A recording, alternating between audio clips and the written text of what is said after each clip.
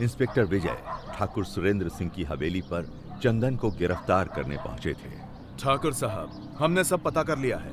जब सागौन की लकड़ी की तस्करी के लिए पुलिस चंदन को गिरफ्तार करने आई थी, तब आपने उनको घूस देकर अपने बेटे को बचा लिया था।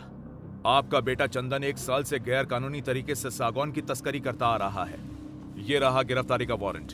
इंस्पेक्टर, इसको अंदर करके आपको क्या मिलेगा?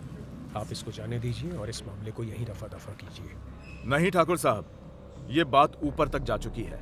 हम इस पे ऐसे पर्दा नहीं डाल सकते। ये मुमकिन नहीं हो पाएगा। आप भी कैसी बात कर रहे हैं? आप साथ दें तो कुछ भी हो सकता है और हर चीज की कीमत होती है। आप बस दाम बताइए। आपको मैं मना नहीं करना चाहता, लेकिन असल बात कुछ और है। आप बताइए तो सही। ये केस खुलेगा तो किसी ना किसी को तो जिम्मेदारी लेनी ही पड़ेगी। मैं समझ गया आप क्या चाहते हैं। इत्मीनान से रहिए, हम उसका भी बंदोबस्त कर देंगे। और फिर आपने उस बेचारे विनोद को इस केस में फंसा दिया। आपने मुझे बुलाया मालिक? हाँ विनोद, हमें तुमसे एक जरूरी बात करनी है। हमारा एक बहुत जरूरी काम है, करोगे ना?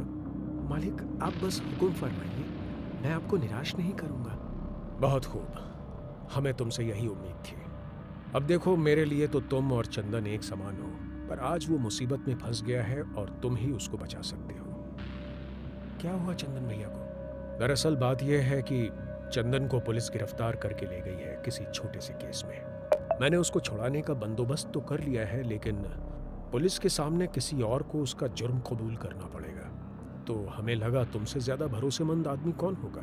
पर मालिक, तुम इतना मत सोचो, छोटा सा केस है। मैं सुबह ही अपने वकील से कह के तुम्हारी बेल करवा दूंगा और तुम्हारे घर 5 लाख का मुआवजा भी भिजवा दूंगा। भेंट के तौर पे रख लेना, तुम्हारा भला भी हो जाएगा और हमारे खानदान की इज्जत भी बची रहेगी। विनोद ठहरा सीधा साधा इंसान। गरीबी के चलते वो लालच में पड़ गया और आपकी बात मानने पे मजबूर हो गया। बेचारा और करता भी क्या, अपनी माली हालत से मजबूर होकर उसने आपके बेटे का जुर्म अपने सर ले लिया और जेल चला गया। आपने उसे जेल से छूट के वापस नौकरी पे रखने का वादा किया था, लेकिन आपने अपनी जुबान नहीं रखी।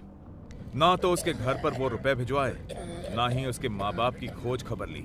3 साल तक वो गांव वालों की जिल्लत और गरीबी की मार खाते रहे। जब विनोद 3 साल बाद जेल से छूटा और उसे ये सब पता चला, वो सीधा आपकी हवेली पे आ धमका।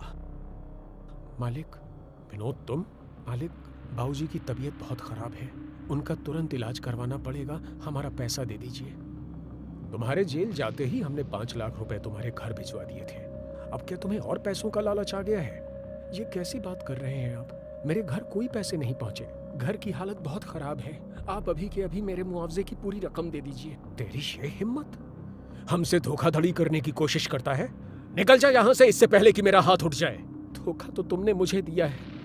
पहले मुझे झूठे केस में फंसाया और मेरी बेल नहीं कराई।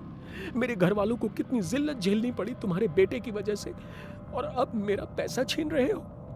एक बात कान खोल कर सुन लो, मैं चाहूं तो अभी बड़े साहब को जाकर सब सच बता सकता हूं। गांव भर में तुम्हारी बची खुची इज्जत भी चली जाएगी और तुम्हारा ये नालायक बेटा भी जेल चला जाएगा। सीधे तरह से मुझे मेरा पैसा और नौकरी वापस कर दो, वरना अच्छा नहीं होगा। विनोद की धमकी से आप डर गए। आपने उसे पैसे देकर वापस भेज तो दिया, लेकिन आपके दिमाग में डर बैठ गया कि अगर विनोद ने गांव में सच बता दिया तो आपकी झूठी शान मिट्टी में मिल जाएगी। इसलिए उसके जाने के बाद आपने चंदन से कहकर उसे रास्ते से हटा देने का बंदोबस्त कर दिया। उसी रात चंदन और आपके नौकर कल्लू ने मिलकर विनोद को जान से मार डाला। जब इतना सब जान ही लिया है तो ये भी सुन लीजिए। ये सच है कि मैंने विनोद पे जुर्म कबूलने को मजबूर किया था, जिससे कि मेरी खानदानी इज्जत बनी रहे।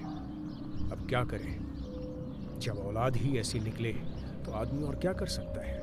अपनी खानदानी इज्जत को अपने बेटे की छोटी सी नादानी से कैसे बर्बाद होते देख सकता था। मैं मानता हूँ मैंने चंदन को बचाने के लिए विनोद को इस केस में फंसाया, पर मैं अपनी जुबान का पक्का हूँ। अपने वादे के मुताबिक मैंने उसके घर 5 लाख रुपए भिजवा दिए थे, इसलिए आप ये नहीं कह सकते कि मैंने अपना वादा पूरा नहीं किया। विनोद के मन में पैसे का लालच आ गया था। जिस दिन वो जेल से छूट के आया, मैंने उसे दोबारा 5 लाख रुपए दिए।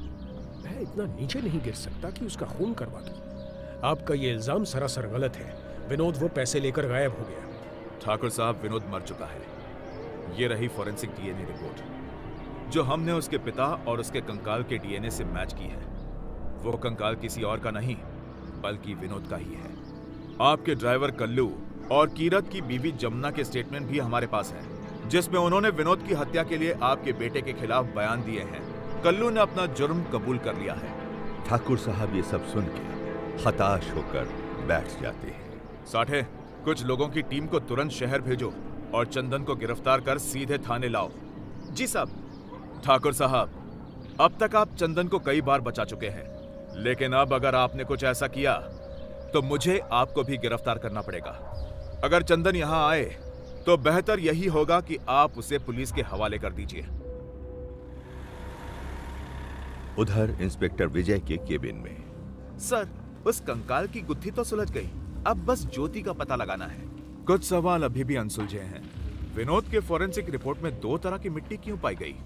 कल्लू और जमुना के बयान से तो विनोद को 2 साल पहले ही इमली के पेड़ के नीचे दफना दिया गया था।